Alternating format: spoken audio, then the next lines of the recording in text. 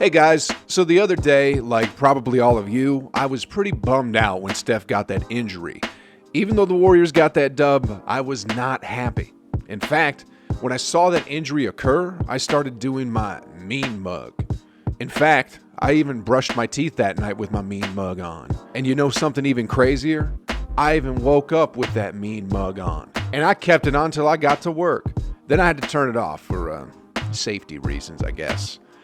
Anyway, I got some pretty good news that y'all are going to want to hear, but just before we start, smash that like button, guys. Subscribe if you're new, and let's get right down to it. So, we all know how Steph got that injury. Instinctively, he thought someone was behind him to catch him and soften his landing, but due to this pandemic, no one was there and he landed on hard steel. Thank God it's not a serious injury. He's just a bit sore and should be back real soon. And the more I look at it, guys, I'm glad he's taking a break and sitting out a few games.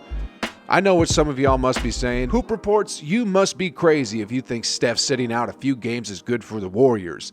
They need him to win. They're the 9th seed. I hear you guys, and to be honest, when I first learned that the injury was going to keep Steph out for a few games, I felt the same way. Why else do you think I had that mean mug on? So I have about 3 reasons, maybe 4, on why this little setback is a huge blessing in disguise and how it'll actually benefit the Warriors this year. The first reason has to do with the Warriors finding themselves. No team can win it with just one star who scores like 30 points a game. No team ever. I mean, you can ask the 2 GOATs of basketball, Michael Jordan and LeBron James. They couldn't win it by themselves. MJ needed Scottie, and LeBron needed Wade and Bosh. I'm just talking about offensively here, guys. I know Curry still has Draymond, and although Draymond is a beast, he's not that offensive power that Curry can rely on to put up big scoring numbers on a nightly basis. Let's quickly take a look at some numbers. Steph is averaging 29 points per game, and with him on the floor, the Warriors are scoring about 113 points per 100 possessions. And without him on the floor, the Warriors aren't even cracking 100 points per 100 possessions. It's a statistical fact that without Curry, the Warriors would be the worst offensive team in the whole entire league, just like last year. I'm not even exaggerating these numbers or anything, guys. Last year, they were dead last in offensive ratings, and this year, without Curry, they would be exactly where they were a year ago. Now, like I said earlier, the good thing about Steph's little break is that it'll give the Warriors a chance to find themselves. It'll give the Warriors a chance to find new offense so that when Curry does come back, they won't have to rely on him on each and every possession. Because the truth is, guys, if the Warriors have to rely completely on Steph, even when they do make it to the playoffs, they're going to be a quick first-round exit. I mean, against the Jazz, Lakers, or Clippers, who are all elite defensive teams, the Warriors will become French toast, as the other teams will just constantly double team and trap Curry and getting the ball out of his hands. I, for one, would rather see a battle-tested Warriors with multiple offensive options that enter the play-in tournament than a Warriors team that limps into the 5th or 6th seed, only to get swept. Now, what are these offensive options that the Warriors have? Well, Andrew Wiggins is one. I know, guys, I know. He's been terribly inconsistent this season. He plays well for stretches, then he plays bad for stretches, then he plays well again. Now, with Curry out, I'm sure Wiggins feels a lot more responsibility. I'm sure he knows that how this Warriors team performs during this small stretch without Curry is going to depend a lot on him. Now, if Wiggins finds himself and how he can be more effective, then, well, when Curry gets back, this Warriors team is going to be a lot more dangerous, and something tells me Wiggins is figuring it out already. The Dubs split 2 games with Memphis, 1 win and 1 loss. The first game, Wiggins played like a true number 1 pick and went off for 40. Then on the next day, he didn't go for 40, but he did play decently and went for 20. What has impressed me about him, though, was his aggressiveness. For the season, Wiggins is averaging about 3.5 free throw attempts per game, but during those 2 Memphis games, Wiggins averaged 9.5 free throw attempts.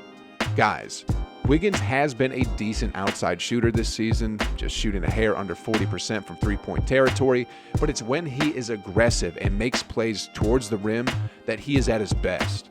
And when he's at his best, the Warriors are a better team.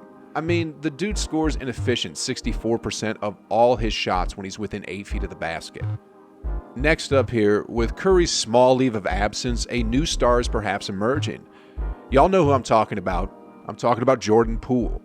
He's been swimming around the NBA like it's his own backyard pool, and man, if this guy is going to be for real, then the Warriors are going to be a really good team. Curry being out is allowing Poole to find his rhythm in the NBA. Since being recalled, the young stud is averaging over 20 points per game on real efficient shooting that is just a hair short of 50, 40, and 90. Letting Poole find himself is real important because, again, when Curry is out, the Warriors' offense takes a big hit.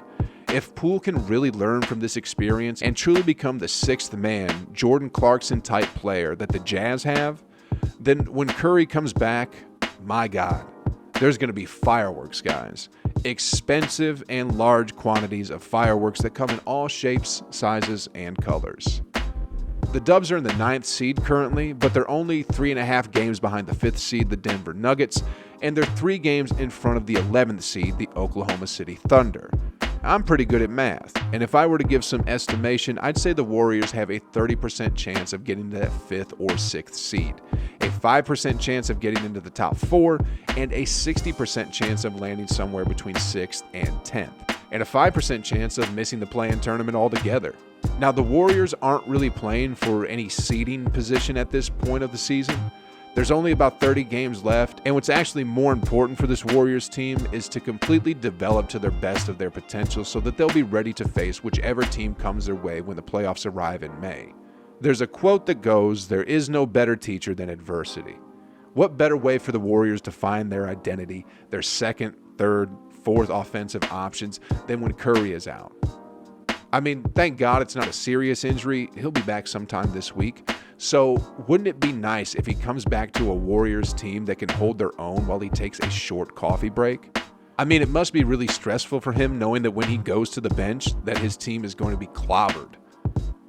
I've been saying it all season, guys. This Warriors team is going to be looking a lot different once the playoffs arrive, and that this Warriors team ain't going to be looking like no 8th seed. This little hiccup along the road might just be exactly what the Warriors needed. I mean, it awoke Wiggins. It allowed Poole to emerge. What else is in store here, guys? Maybe we'll see Oubre turn it back on. Oh, and by the way, just a quick side tour. The trade deadline, man, it's the 22nd as of the day of creating this video. And guys, the trade deadline is in like 3 days. And as of now, I hope they don't trade anyone. The rumors are Oubre is going to be traded for maybe Aaron Gordon or maybe Bojan Bogdanovic, but I actually hope nothing changes. Oubre started off slow this year, went hot, and in the last 10 games, he's gone cold again, at least from three-point land. But man, the guy cuts and goes backdoor like he's taking candy from babies. Oubre is playing good, and I hope he finishes the season with the Dubs and stays on board for the following year as well. As for James Wiseman and Eric Pascal, I read in reports that there's a high chance that they'll play the game tomorrow against the 76ers, so that's pretty exciting. And you know what? I think tomorrow for the game, I'll load up a few beers. I feel good about the Warriors going up against the top-seeded team in the East. I mean, they're missing Embiid, but the Warriors are also missing Curry, so it'll be a decent test.